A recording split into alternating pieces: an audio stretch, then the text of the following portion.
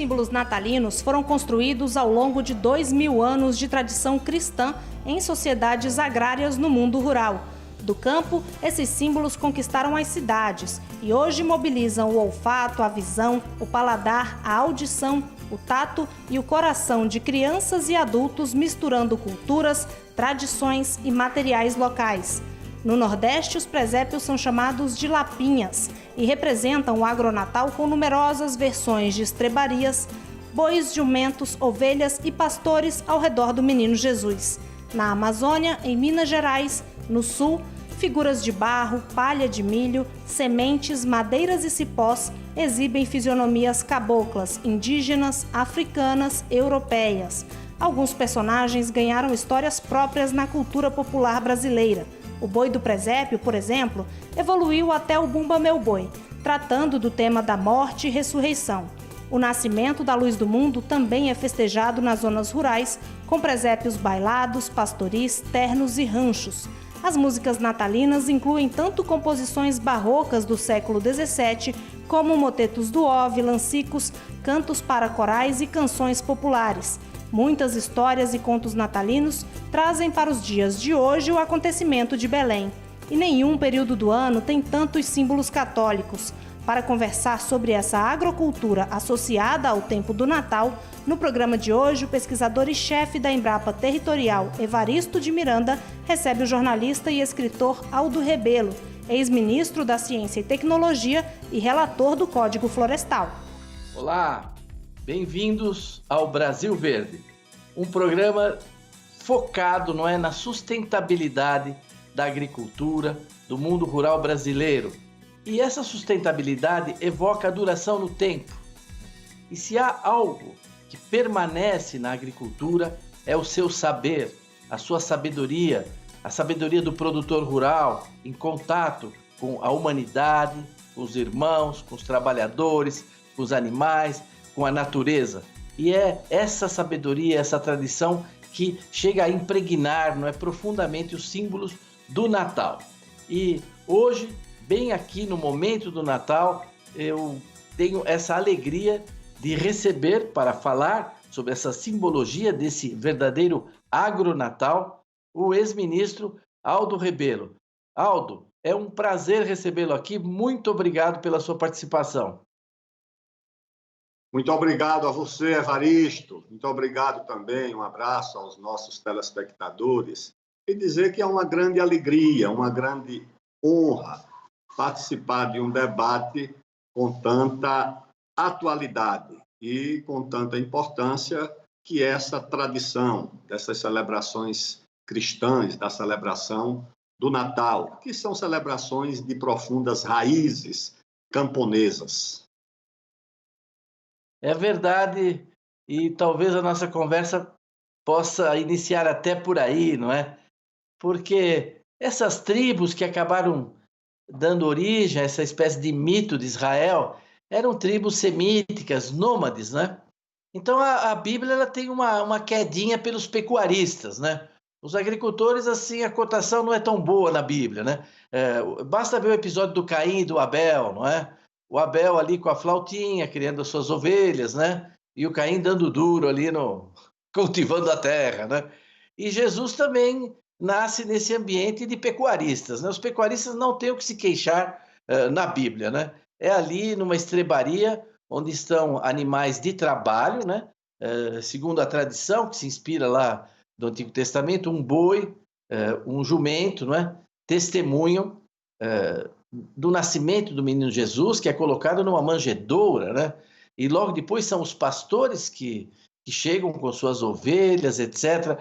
E essa tradição, ela se arraigou muito no Brasil em regiões de pecuária mesmo, tanto lá no sul, né? No passado até aqui em São Paulo, etc., com todo o ciclo que houve, né? Do gado lá em Sorocaba, etc., mas sobretudo no Nordeste, né, no sertão. Você podia falar um pouquinho para nós sobre essa relação com a pecuária, essa tradição, né, tão presente no Natal? É que esse mundo rural, o mundo do campo, está presente na Bíblia não apenas nos personagens, mas também na linguagem, no próprio discurso, nas parábolas. São os pastores que procuram, com a sua doutrina, salvar as almas, levar os homens para o bom caminho. Aliás, na manjedoura, a tradição ensina que foi a respiração, o calor da respiração dos bois que salvou o menino Jesus do frio, transportado no jumento, tá certo? Aliás, no Nordeste tem a tradição segundo a qual aquela marca que tem nas costas, no dorso do jegue, do jumentinho, foi o lugar onde o menino Jesus teria feito o seu pipi. É o que está na tradição e é o que diz a música do Luiz Gonzaga, uma música que ele festeja e que ele celebra e que tem o título carinhoso de O Jumento é Nosso Irmão. Então, essa tradição ela está presente na Bíblia desde o livro de Gênesis. Gênesis é o livro dos pastores, a história dos pastores, a luta pela sobrevivência. Claro que também tem outros aspectos, né? A paixão de Jacó ou Raquel é uma paixão muito forte para se submeter a 14 anos de escravidão, trabalhando para o pai de Raquel, é que a paixão era muito forte. Mas trabalhou no campo, trabalhou a serviço acho que era como pastor de Labão. Então, essa tradição é muito forte na Bíblia e ela se consolida na celebração natalina, naquilo que nós chamamos de lapinha, lá no Nordeste, ou de presépio, em outros lugares do Brasil, onde todos esses personagens estão lá presentes, né? Tanto os humanos quanto os do mundo animal. É interessante que, quando se quer falar de plenitude, né, nesse mundo, de verdadeiro paraíso terrestre, se fala da terra de leite e mel, né?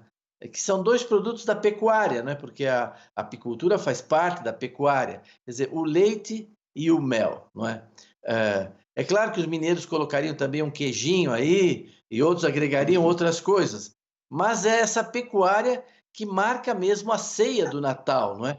Um momento de vida plena, de abundância, um momento que as pessoas também trazem pratos, compartilham, de fraternidade, mas que a pecuária está muito presente, porque em todo o Brasil, de forma diferenciada, apesar de nós sermos no Brasil comedores de carne, né, de proteína animal, nesse dia são proteínas um pouco mais diferenciadas, né? Lá na zona rural vai se matar um capado ou um bode muito bem criado, né? Vai se comer o chester, o peru, tem o pernil. Quer dizer, é um dia que nas mesas a pecuária vai estar presente com os seus produtos, não é isso mesmo?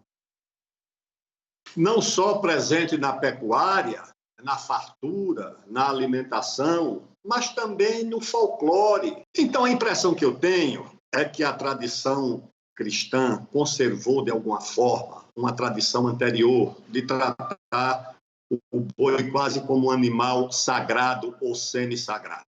No interior do Nordeste, é um animal de estimação.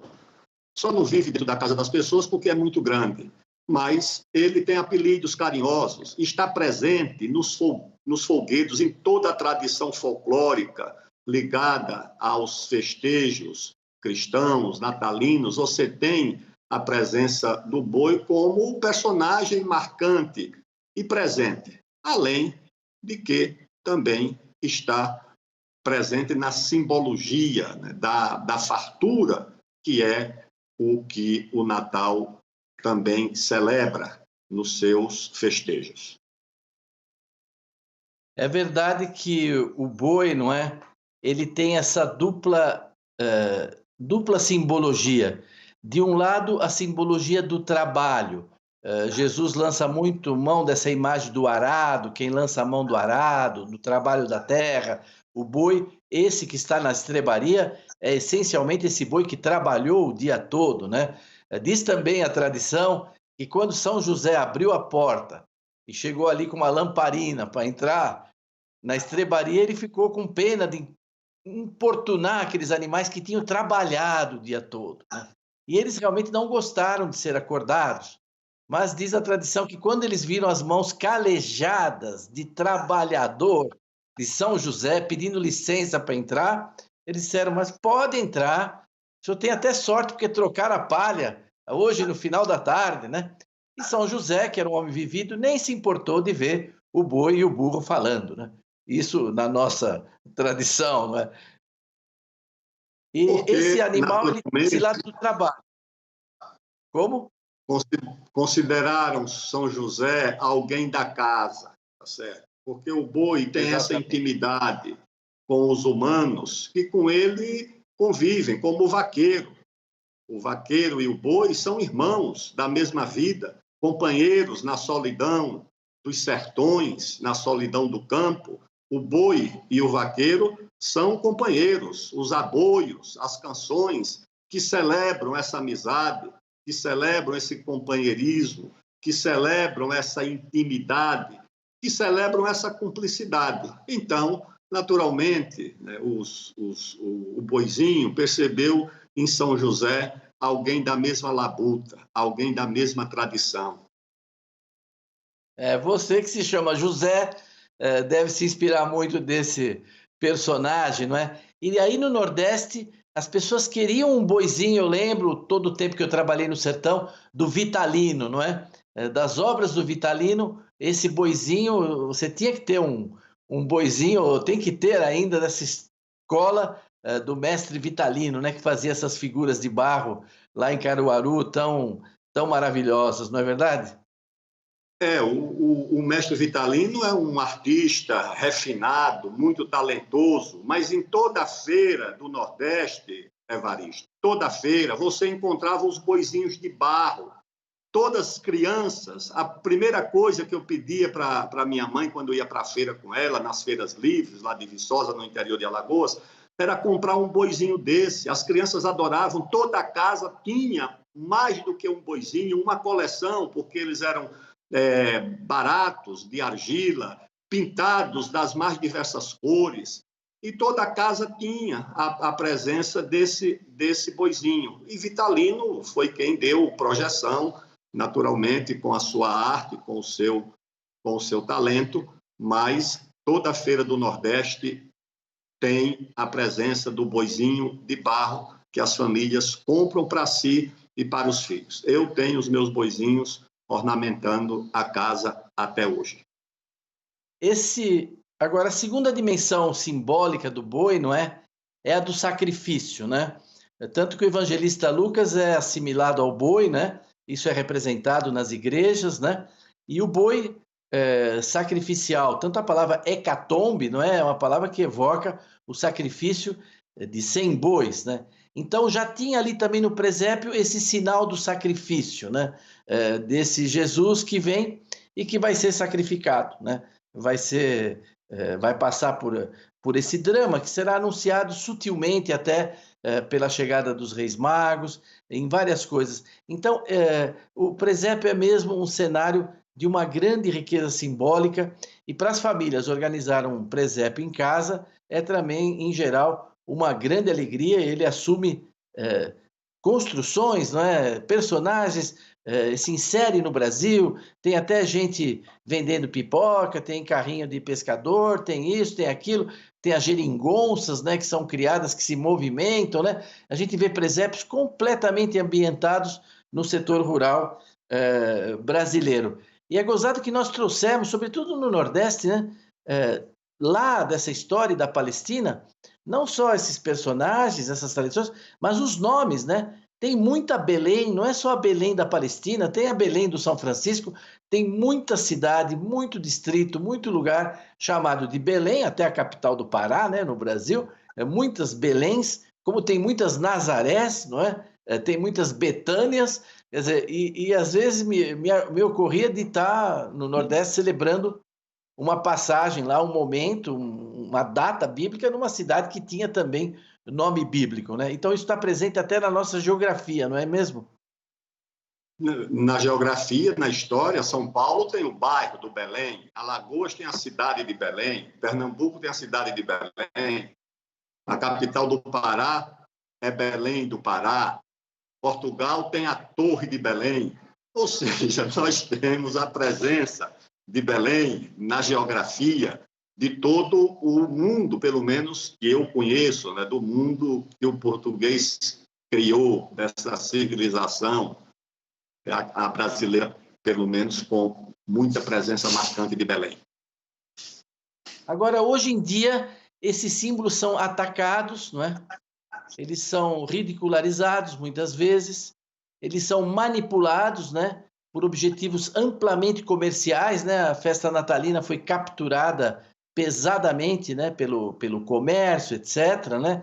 Até personagens como esse bispo de Mirra, né, que deu origem ao Papai Noel, né, o Santa Claus, né, até ele foi transformado, né, era um homem que ajudava os pobres, as viúvas, que jogava coisas pelas chaminés mesmo para ajudar as pessoas lá na Turquia antiga, né? E essa caridade, ele que é um exemplo de caridade, de preocupação com os pobres, com os necessitados nessa época. Para esses pobres necessitados, às vezes, o Natal é até um momento de constrangimento e de dificuldade, como nesse ano muitos brasileiros vão enfrentar um Natal de dificuldade, né? Então a gente vive mesmo sempre uma espécie de embate, né, nesse tempo do Natal. Muito. Por quê? Porque o que deveria ser o símbolo da fraternidade, da comunhão, da distribuição, termina exibindo a face mais cruel da exclusão, a fartura para alguns e a miséria, o infortúnio para muitos. Eu vejo aqui nas ruas de São Paulo famílias que eu sei que perderam as suas casas, os seus lares recentemente, porque elas chegam debaixo das marquises ainda com os seus móveis, né, com os seus pertences, as crianças com as suas roupinhas ainda limpas, o que torna-se depois difícil com a vida na rua. Então, como será o Natal dessas pessoas? E uma sociedade também, né, hoje que pouco comunga com o humano, eu passo na rua, vejo muito dessas famílias sem teto, com cachorro, e aí eu perguntei para alguém, né, mas por que essas famílias conseguem manter o cachorro? Disseram, não, elas criam o cachorro porque tem gente que não dá esmola para as famílias, mas dá para o cachorro. Se tiver um cachorro, tem mais chance de receber uma esmola. Eu digo, então, que mundo é esse que nós estamos vivendo, onde todos esses valores cristãos, porque foram esses valores que deram sentido de permanência, que deram solidez ao cristianismo, que fizeram dele um movimento de 2000 anos, é a força desses valores, é a comunhão, é a fraternidade. Tudo isso vai sendo substituído pelos valores do comércio, do consumo. É claro que isso, como diria um poeta, né, lá o Gonçalves Dias, né, isso não é a vida. Né? Viver não é consumir. Viver é lutar. Viver é comungar. Eu acho que na nossa abundância, no Natal, muita gente faz uma oração antes da ceia, faz um momento de reflexão, às vezes alguém diz uma palavra, tem gente até que faz pequenos autos, mas acho que caberia, né, nesse momento, fazer uma reflexão de solidariedade, no mínimo de pensamento, né, com aqueles que não estão podendo ali participar. Muita gente, às vezes convida até pessoas para participar do Natal, outros se organizam, solidarizam, fazem ceia de Natal, os moradores de rua, etc. Eu acho que todos podem, desde o gesto, do menor dos gestos, né, que é talvez rezar e pensar por eles, até coisas efetivas. Eu gosto muito de uma história também natalina, dessa tradição que eu ouvia dos meus avós portugueses, que dizem que um rapazinho muito pobre, ele foi junto com os Reis Magos para lá. Ele foi envolvido, os Reis Magos pousaram durante o caminho, a viagem, lá onde ele morava, e ele cocheava, ele tinha uma muleta, né? E ele foi andando com essa muleta até lá. E quando eles estavam ali no presépio, todos tinham presentes na mão para dar para o menino Jesus. Ele não tinha nada nas mãos para dar. E Nossa Senhora, para acolher as pessoas, pegou o menino Jesus no colo, precisava dar para alguém. E o único que estava de mão vazia era ele, né? Então foi para ele que ela deu o menino Jesus, para ele segurar, né? E ao fazer isso, ele deixou cair a muleta e ficou curado, né? Então essas histórias são maravilhosas, né? Essas histórias de Natal, porque elas nos remetem ao nosso dia de hoje, né? A nossa vida humana, né? A nossa busca da nossa humanidade, né? Agora, esse Natal, Aldo, ele evoca mesmo os nossos 5 sentidos, né?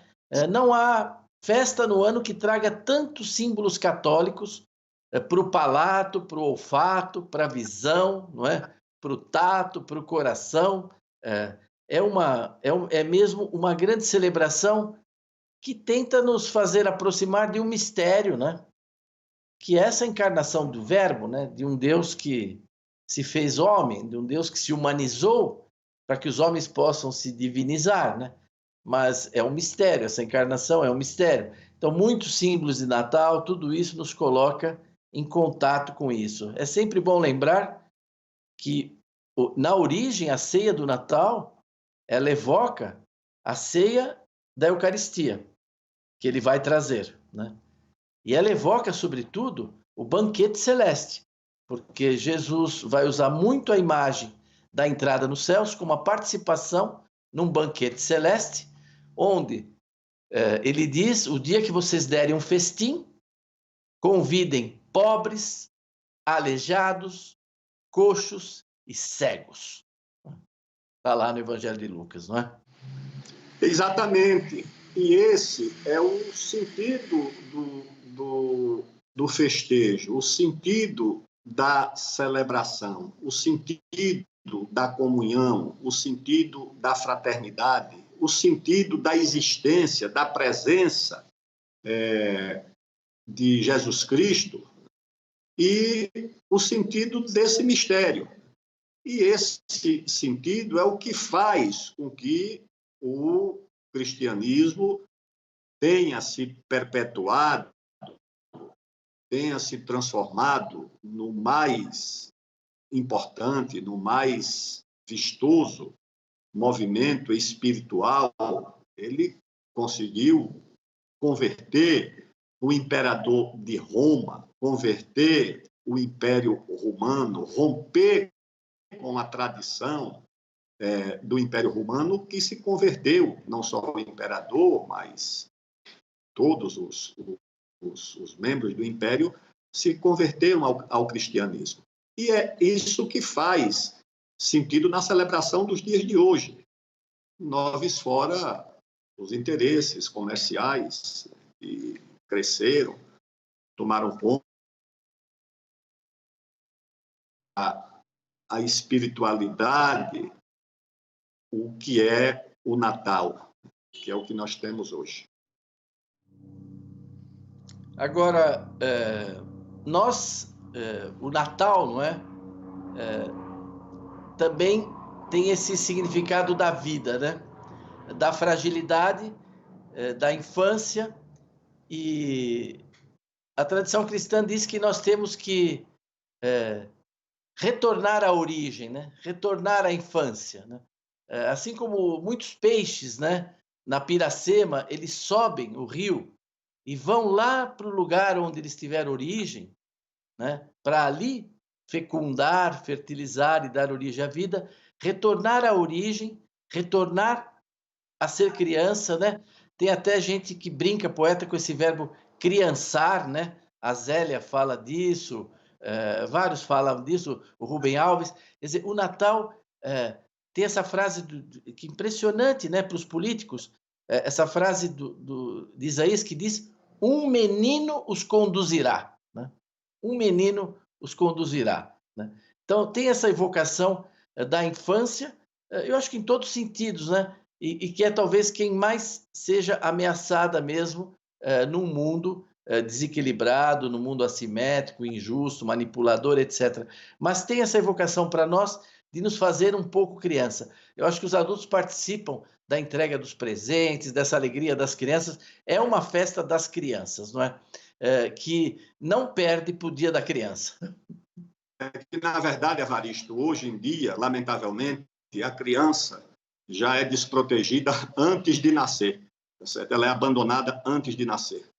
O Estado, a sociedade fortaleceram de tal forma os valores e os movimentos da contracepção que as mães pobres que têm dificuldade de conceber não encontram apoio ou um apoio muito frágil nas políticas públicas. As políticas a pretexto de saúde, as políticas neomalthusianas, na verdade, são políticas de contracepção. A política que celebra a vida, que celebra a concepção, essas políticas não só não são apoiadas pelo Estado, como encontram resistência em muitas correntes, né? E a tradição do cristianismo é a da valorização da infância. A criança está presente exatamente como o símbolo, como o alvo do que deve ser protegido, do que deve ser encaminhado para o futuro. E acho que hoje, no mundo, mas no Brasil também, né, a imagem daquela criança morta numa praia, acho que da Turquia, de uma família de imigrantes, aquilo é a exposição, é a denúncia dessa tragédia. E acho que todos nós, né, que valorizamos essa tradição cristã, precisamos ser consequentes e valorizar também a proteção da infância, a proteção e a celebração das crianças. Aldo, eu acho que essa sua fala final encerrou perfeitamente o nosso programa. Nosso tempo está esgotado, destacando a alegria que é o Natal, que representa o nascimento do Cristo, e ao mesmo tempo a enorme responsabilidade, não é, que essa consciência da nossa humanidade e da nossa divindade nos traz. A quem estiver nos acompanhando, vamos deixar aqui os nossos votos de um Santo Natal e até a semana que vem.